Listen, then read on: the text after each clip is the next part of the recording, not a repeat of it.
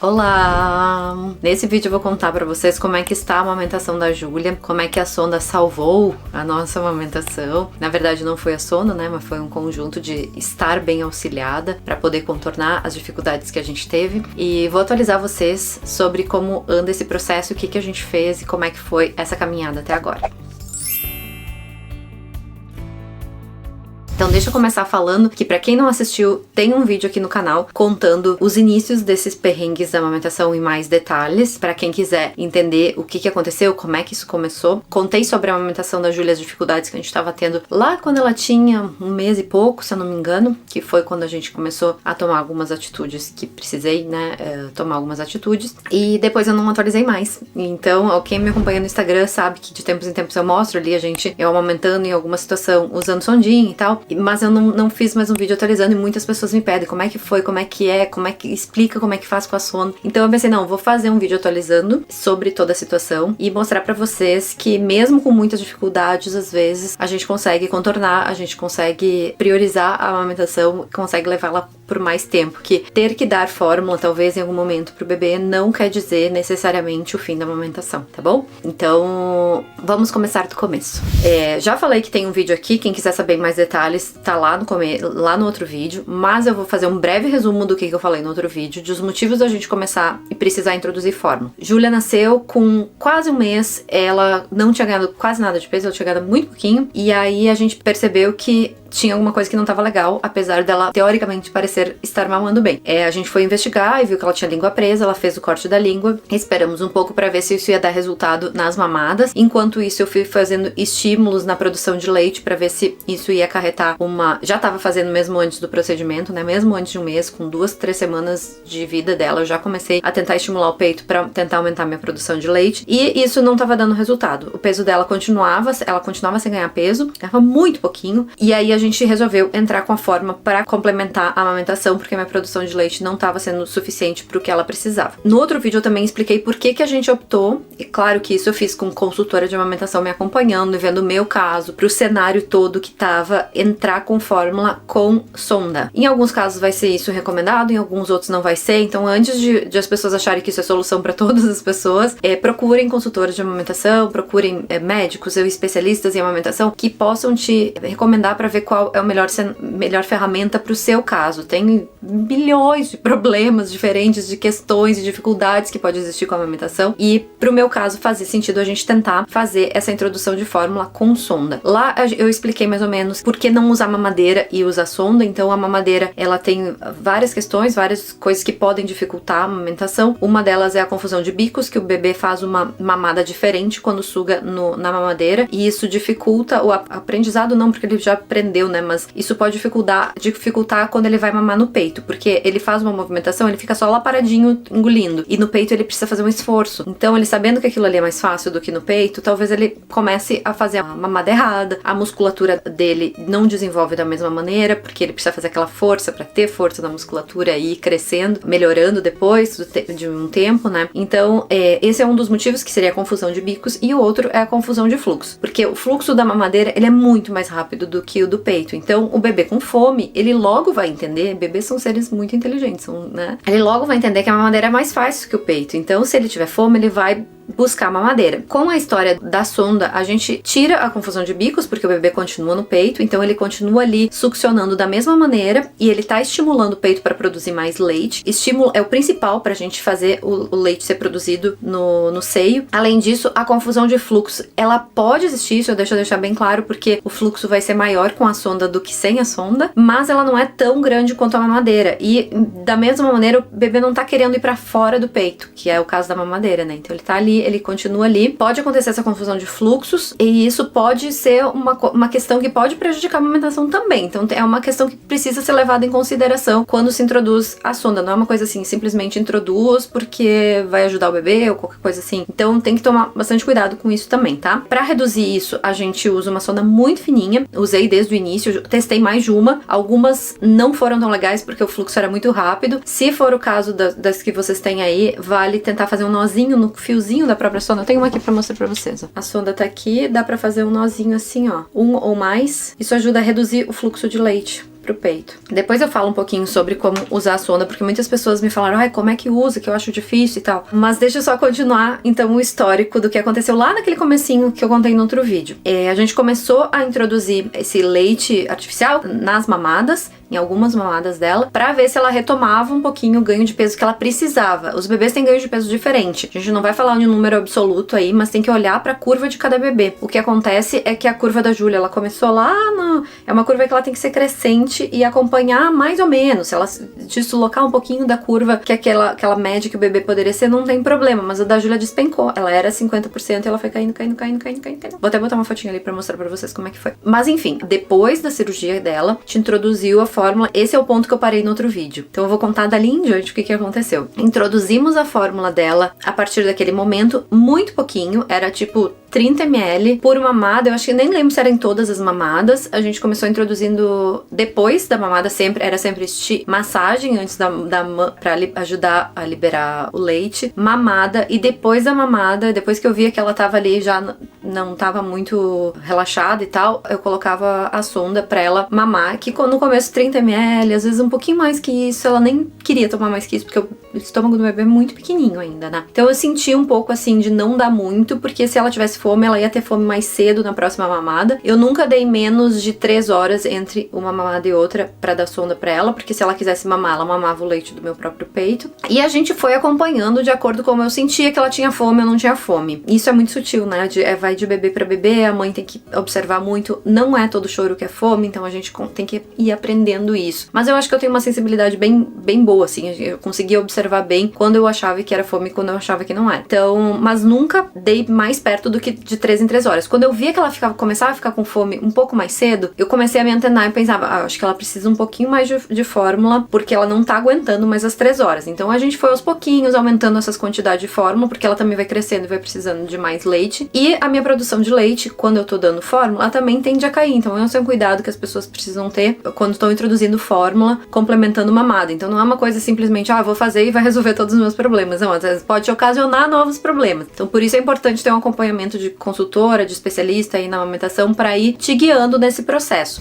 Paralelo a isso, o que eu fiz desde o começo foi ter uma bombinha, até aluguei aquelas bombinhas hospitalares que tem uma potência maior, que tem mais de um bocal, assim, pra poder fazer nas duas mamas ao mesmo tempo. Eu descobri que existem bocais diferentes dependendo do tipo da mama. Minha auréola é pequena, então eu precisava de uma adaptada, comprei um tamanho especial pra funcionar melhor. E comecei a fazer rotinas de ordenha, que aí tem que ver o protocolo de ordenha que a sua consultora te passa, tem vários tipos de protocolo. Eu segui uns protocolos, assim, muito tempo. Eu fazia todos os dias, muitas vezes. E eu nunca consegui extrair mais do que 30 ml no total, assim, mesmo que eu ficasse 1 hora fazendo um protocolo que era 20 minutos, pausava 10, mais 10 minutos, pausava 10, mais 10 minutos, que ficava 1 hora ali extraindo leite com intervalos. Nas duas mamas ao mesmo tempo, o máximo que eu conseguia extrair era 30 ml. Se algum dia eu consigo 50, olha, foi muito, mas eu acho que nem cheguei nisso. O que não quer dizer que quem não consegue extrair, não quer dizer que não produza. Isso é também um adendo que eu quero...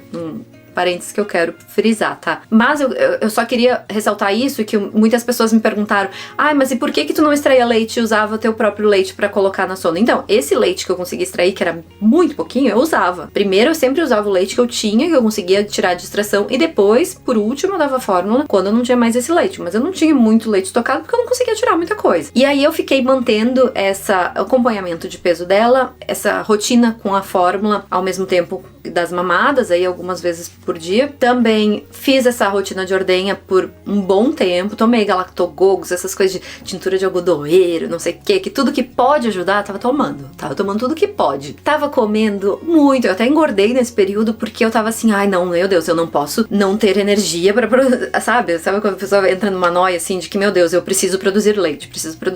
E ao mesmo tempo, tava acompanhando ali o ganho de peso dela, mas tava tranquila pelo menos, porque ela tava solucionada. E eu já contei num outro vídeo, tem um vídeo aqui pra quem quiser, vou deixar o link também, de quem quiser assistir o vídeo da amamentação da Alice, que a Alice também eu tive esse problema, um problema bem parecido, foi muito tenso. Ela chegou a perder peso dos 4 por 5 meses, se eu não me engano, e eu prometi pra mim mesma que a Júlia não ia perder peso, que isso não ia acontecer com ela, que eu não ia deixar chegar naquele ponto, que eu ia, se precisasse dar fórmula, eu ia dar bem antes. Então, aconteceu de novo, e eu, felizmente, antes de chegar nesse ponto crítico, assim, eu dei fórmula fórmula pra ela, e ela ganhou peso, e ficou feliz, e ficou saudável, lindamente. E aí, quando eu fiquei, assim, uns 2 meses nessa rotina de ordenha e de dando fórmula pra ela, tá tudo certo e tal, falei com a minha consultora, eu falei pra ela assim, olha, não tá mudando nada. Eu continuo dando, a gente tá cada vez mais aumentando a fórmula, as minhas ordenhas não resultam em aumento de leite, não sentia aumento, assim,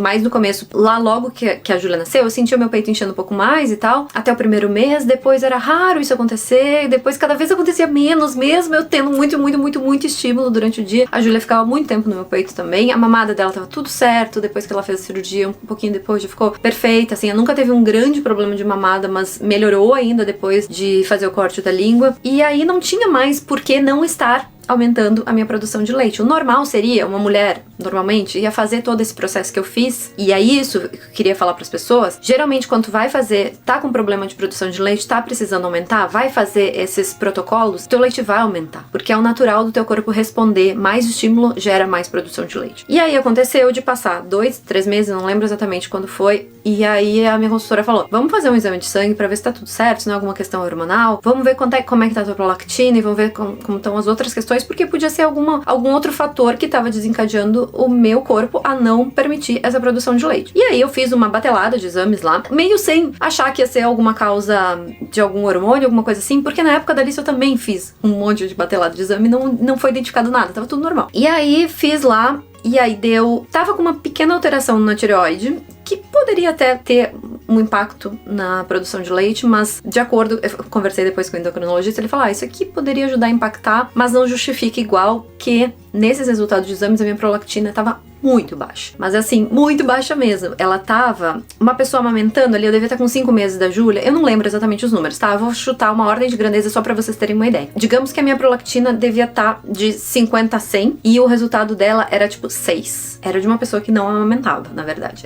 Seria um range normal de prolactina, mas de uma pessoa que não amamenta. E aí, ficou muito claro por que todos os estímulos e tudo que a gente fazia não resultava em aumento de produção de leite, porque na verdade a minha prolactina tava muito baixa. Eu fiz no protocolo certinho, assim, de 2 horas, acho, depois da mamada e depois de 10 minutos pra ver quanto que melhorava na injeção. Ela quase dobrava depois do início da produção de leite, da injeção de leite de uma mamada, né? Que ela precisa no mínimo dobrar, mas ela ainda era muito baixa, era muito irrelevante considerando que eu estava amamentando. Eu até pensei que o uso de fórmula poderia ter impactado isso, mas eu lembrei que eu pedi no sistema de saúde pra fazer esse teste de prolactina lá na época da Alice e não tinha introduzido fórmula ainda quando eu fiz esse teste de prolactina lá da Alice e ele deu o mesmo valor que deu agora. Então, desde aquela época, eu tinha uma questão de prolactina, apesar de meus hormônios estarem zerados, tá tudo certo, que eu não tive alteração de tireoide daquela vez, eu tive agora, que veio depois, na verdade, isso. Ele tava começando lá na época, então ele, com certeza, os 5 primeiros meses, assim,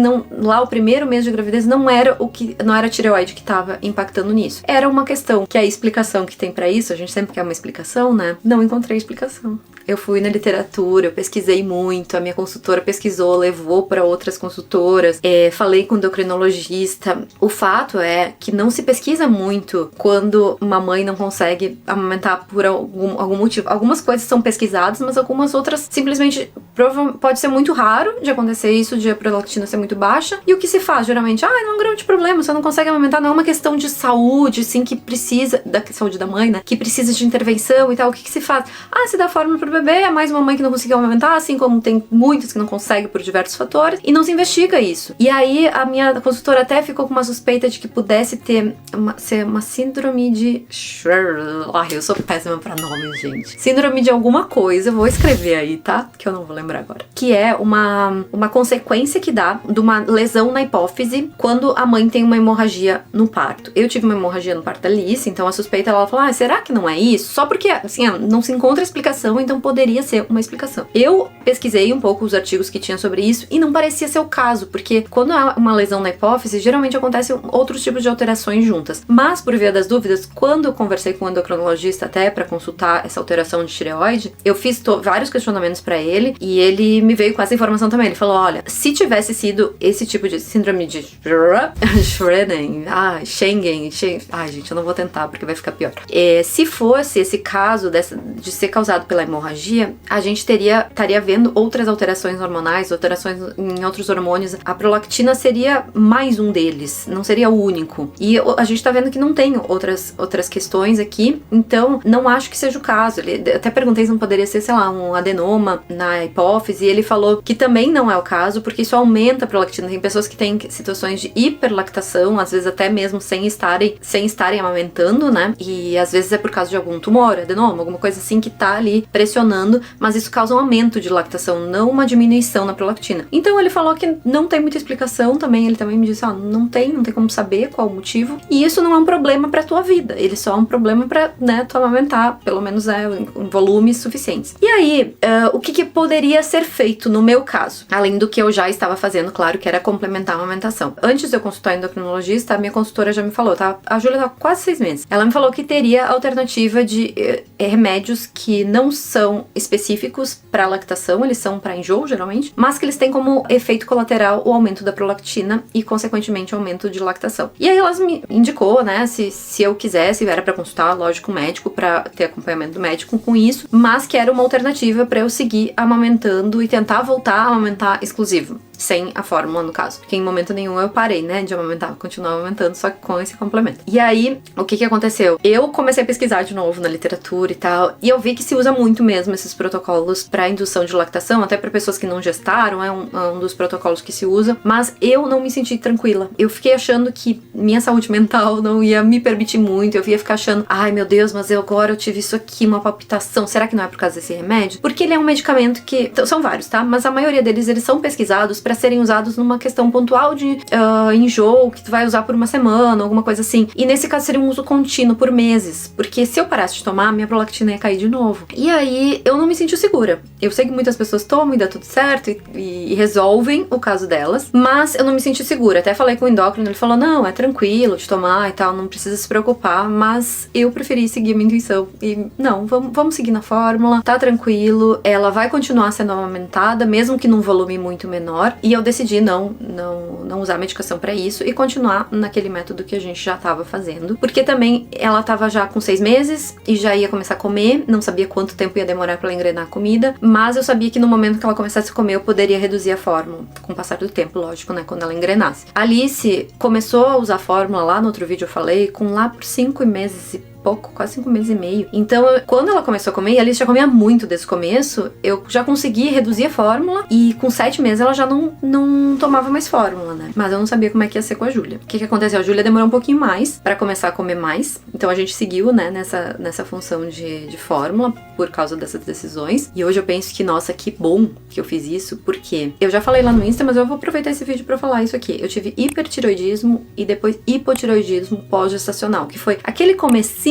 de alteração de tireoide lá com 5 meses, ele piorou. Com 7 meses da Júlia, eu tava com hipertiroidismo. Tava bem alterada a minha tireoide e eu comecei a ter sintomas, por exemplo, eu comecei a ter palpitações, eu comecei a ter insônia. Se eu tivesse tomando uma medicação que pudesse ter isso de efeito colateral, eu já ia começar a achar que é a medicação, que tá alterando alguma batida no meu coração, qualquer coisa assim que eu me conheço. Então, eu fiquei mais tranquila assim, sabendo que, né, não, tá tudo certo, se tem alguma alteração, alguma coisa que eu possa investigar independente de medicação. E aí investiguei esse hipertiroidismo e era isso mesmo. Meu médico, esse endócrino, fez acompanhamento comigo, fez alguns exames lá pra ver se isso seria permanente ou se poderia ainda ser só pós-gestacional. O que ele me explicou?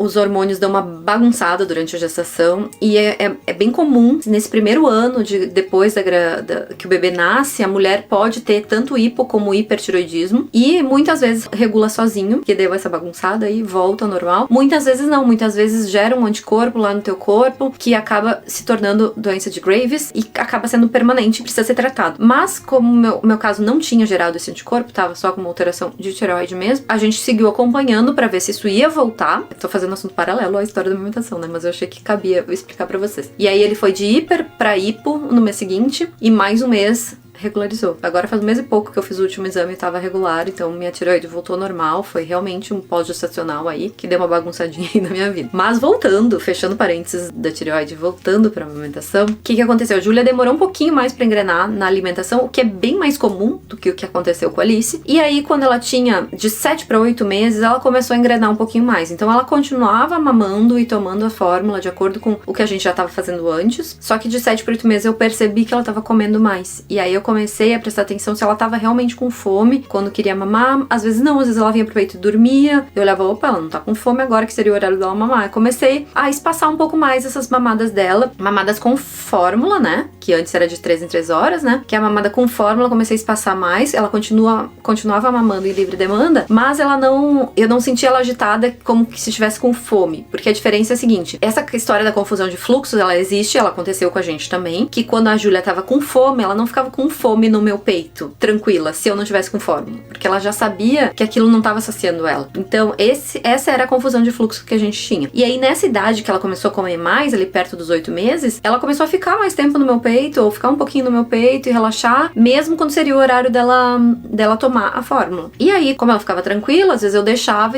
comecei a espaçar um pouco, começou a criar uma nova rotina de menos mamadas com fórmula durante o dia, e foi aos pouquinhos. Eu e o Schiller sentindo assim, ó, ela comeu muito agora, eu acho que não faz sentido dar fórmula pra ela agora, né? Vamos esperar. E a gente começou a ir sentindo isso e tirando uma mamada por dia. Ela, sei lá, fazia 5 mamadas com fórmula por dia, passou pra 4, passou pra 3. Quando a gente viu, ela só tava mamando logo que acorda. Isso foi, eu acho que perto de 8 para 9 meses. Acho que quando a gente foi pra Grécia, ela tava com 8 meses, nem 9. Não, acho que ela ainda tava com 3, mas a gente logo tirou a mamada do meio do dia. Ela fazia logo que acorda no meio do dia e na hora de dormir. E aí ela engrenou comendo mais, a gente tirou essa do meio do dia, ela não sente falta. A gente continua assim. Hoje ela tá com 10 meses, quase 11. Ela faz 11 essa semana, né? Então até o vídeo pro ar ela vai estar com 11. Ela tá tomando fórmula na mamada, ela mama 500 vezes por dia, né? Mas a fórmula na mamada, ela tá quando ela acorda, porque até a gente levantar e fazer o café da manhã, demora um pouco. Então o que a gente faz? A gente dá o leite logo que ela acorda. Ela não toma mais o que ela tomava antes, assim, ela chegou uma época que a cada mamada chegava a 150 ml, 120, 150, dependendo quantos tinha por dia, né? E hoje em dia ela tá tomando, geralmente quando ela acorda ela toma,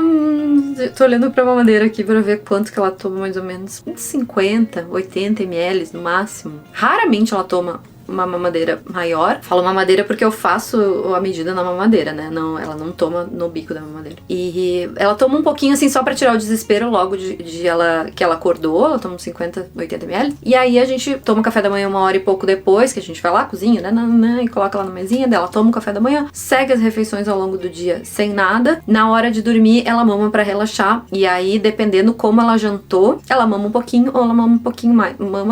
Toma fórmula ali um pouquinho menos. A ideia é que com o passar do tempo a gente tire mesmo essas mamadas logo de manhã cedo e à noite, mas por enquanto eu acho que ela ainda precisa um pouquinho disso. Na hora de dormir, por exemplo, tem vezes que ela janta ali pelas 6 e pouco, 7h30, 8 a gente tá indo deitar, dormir. E aí se ela jantou bem, eu já vejo que ela chega pro peito, às vezes ela nem precisa dessa mamada. Às vezes ela mama uns 30 ml e dorme. E às vezes, que se ela jantou pouco, ela precisa mamar um pouco mais, ela precisa um pouco mais desse leite. Então a gente tá jogando aí de acordo com como ela precisa. E a tendência é que com o passar do tempo ela precise menos disso e a gente se ajuste aí na nossa rotina para que ela volte a ficar só no peito sem esse leite complementar e na alimentação dela que ela faz de comida o dia inteiro, que é o que mais nutre, na verdade, hoje ela, é essa comida, né? O leite do meu peito, ele é um volume, desde muito tempo, ele é um volume muito pequeno, mas muito pequeno não é irrelevante. Eu acho que quando a gente vê muito falar dos benefícios da amamentação, muito se fala de que tem que ser amamentação exclusiva, só isso que importa, e a gente perde um pouco a noção de que mesmo que não seja exclusiva, qualquer amamentação é importante. A amamentação ela é preciosa, ela tem muitos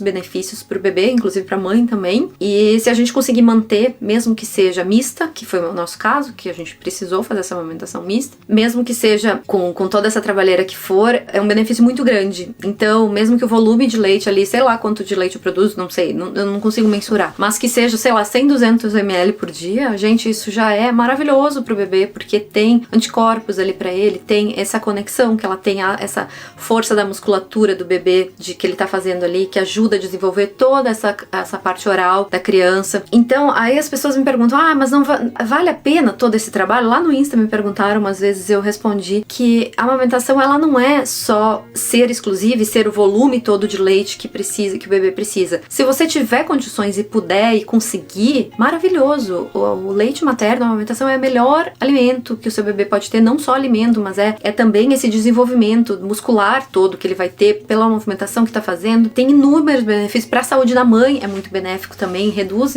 índices de câncer de mama, de várias outras doenças, assim, que são...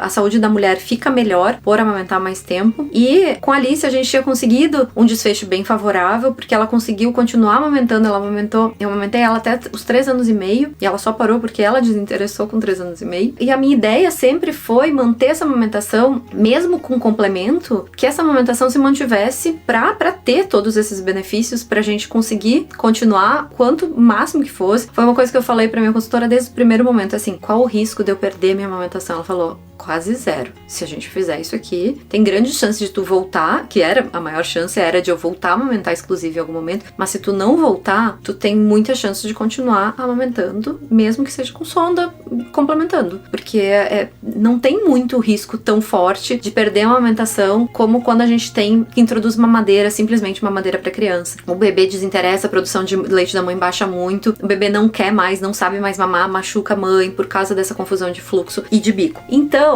eu queria compartilhar isso para as pessoas, que servisse até de incentivo para as pessoas que valorizam a amamentação e que querem fazer de alguma maneira que possa continuar amamentando. Como eu falei, a sonda não é a única alternativa, mas a orientação é importante, então vocês procurem alguém para ajudar vocês, porque mesmo quando dá alguma coisa errada, muitas vezes tem como reverter, como voltar atrás, como aumentar essa produção de leite e continuar mantendo esses benefícios para a mãe e para o bebê.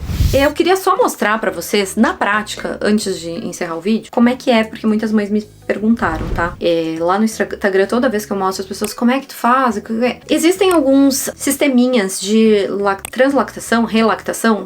Relactação é quando usa o próprio leite que é extraído para colocar na sonda, pro bebê tomar o próprio leite da mãe. Se vocês conseguirem fazer isso, maravilha, que é o melhor cenário. Quando é a fórmula que a gente usa, que foi o meu caso na maioria do tempo, né? Se chama translactação. Então vocês podem, se vocês pesquisarem, vocês vão ver que tem uns sisteminhas assim, até de pendurar no pescoço e tal. Acho que a minha dela tem um mais famoso, mas tem outras marcas também. Eu nunca usei aquele lá, mas eu já vi mães me falando que às vezes ele fica meio... o fluxo é meio alto, mas aí tem toda essa estratégia de fazer o nozinho. O que a gente tentou desde o início foram essas sondas, que são sondas de alimentação, não sei quanto vai dar pra ver nesse vídeo. São sondas de alimentação FR4, era isso que eu comprava, eu acho. E essa aqui que eu consegui, ela é de uma marca brasileira, elas vieram do Brasil, ela se chama Mamatute, vou colocar a fotinho dela aí, mas eu já comprei mais de uma, às vezes não vieram exatamente essa. Veio uma que era coisinha amarelinha e eu achei que o fluxo era maior. Eu gostei dessa aqui, essa aqui eu não preciso botar nada, não preciso fazer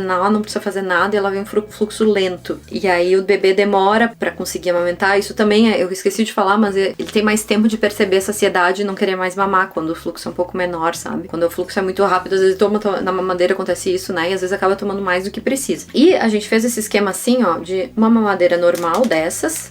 Tem 2 marcas que eu já usei e que tem isso aqui, tá? Não são todas, mas muitas delas têm um buraquinho aqui, que na verdade ele é pra liberar o ar, pra não aumentar tanta pressão dentro quando tá tomando mamadeira. E o que a gente faz? A gente coloca a sondinha nesse buraquinho e puxa ela aqui.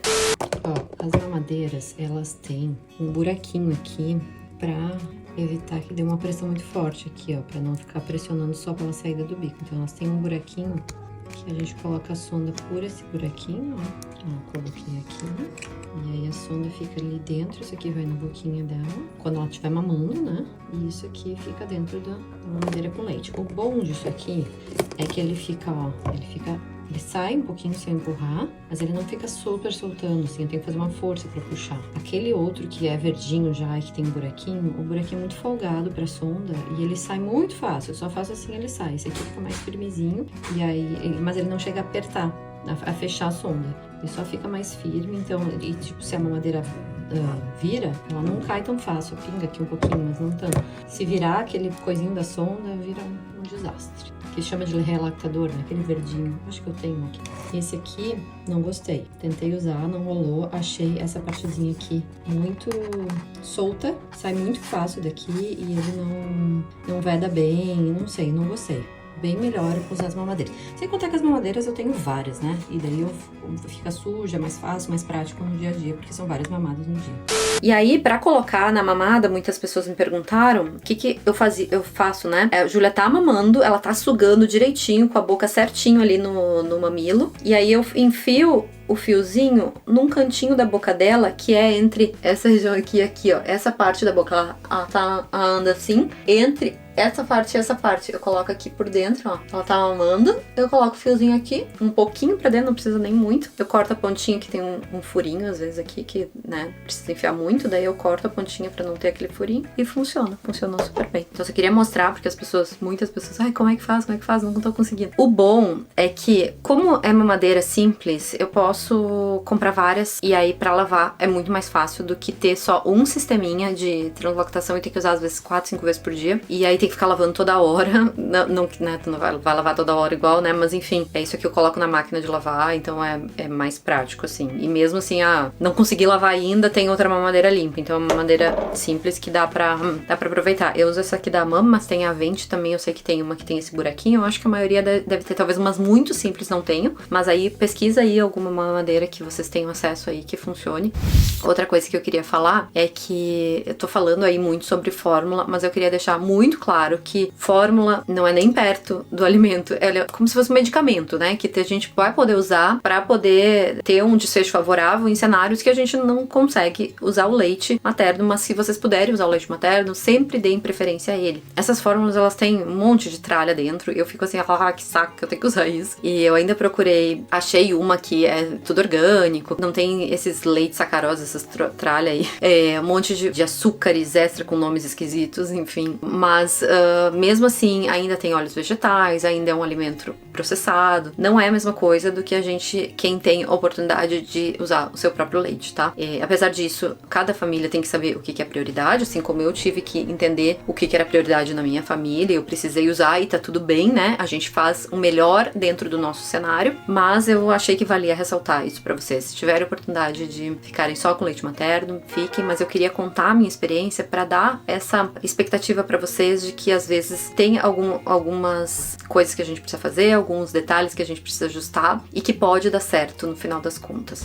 Outras pessoas me perguntaram também como é que eu fazia quando ia pra rua, né? Porque quando eu comecei a fazer essa função toda, eu pensei, meu Deus do céu, como é que eu vou ir pra rua com todas essas tralhas e tal? E aí, eu queria dizer que com o tempo a gente se ajusta, porque eu já levava um potinho com a colherinha dosadora da fórmula dentro da mochila, acho que quem dá fórmula já deve fazer esses esquemas, e aí eu levava junto já água quente, uma água fria pra poder misturar certinho, as mamadeiras, levava a sondinha junto, parava num lugar, amamentava, colocava a sonda ali, era isso. A gente, depois parece pior, eu acho, na nossa cabeça do que quando a gente faz. Então é uma questão de organização, na verdade, de planejamento na hora de sair, mas que funciona, dá pra fazer. E outra coisa que eu queria falar é que hoje eu vendo a Júlia com 10 meses, quase 11 meses, né, daqui a pouquinho tá fazendo um ano, quase não precisando de fórmula, comendo super bem e ao mesmo tempo querendo mamar muitas vezes por dia, sem ficar recusando porque não tem um fluxo muito grande, porque ela entendeu que o leite ali é o conforto dela, um pouquinho de leite. Vendo ela continuar mamando, me deixa muito feliz e muito tranquila de ter tomado essa decisão de continuar. Na verdade, eu nunca cogitei não continuar, porque a amamentação sempre foi a minha prioridade, apesar das dificuldades. Sempre coloquei isso assim como prioridade máxima. Então sempre foi, se eu tiver dificuldade, beleza, eu encaro, porque a amamentação eu vou dar um jeito de conseguir. É muito gratificante perceber que eu posso continuar amamentando ela e que talvez eu continue por um bom tempo, como foi com a Alice, que a gente teve um desfecho bem favorável apesar das dificuldades, e aí deixar essa mensagem para as mães que às vezes vão precisar de algum suporte, vão precisar de alguma ajuda e vão precisar complementar. Muitas vezes as mães acham, meu Deus, que horror, eu não consegui amamentar exclusivo. Às vezes não consegue mesmo, mas a gente vai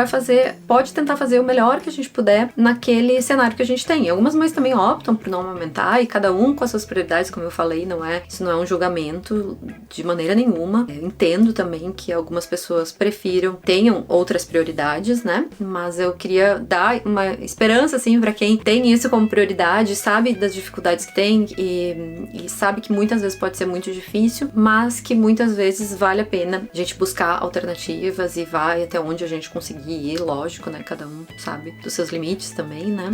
E eu queria compartilhar que pra gente tá sendo muito prazeroso, assim, poder enxergar esse resultado dela ainda tá mamando hoje e de não ter previsão aí de quando parar. Já aproveito pra dizer que até quando pretende amamentar, sempre me perguntaram da Alice, imagino que muita gente quer saber, não tenho previsão. Enquanto a Júlia quiser e eu estiver feliz amamentando, seguiremos amamentando. E é isso. Espero, assim, que tenha ficado mais claro agora como é que...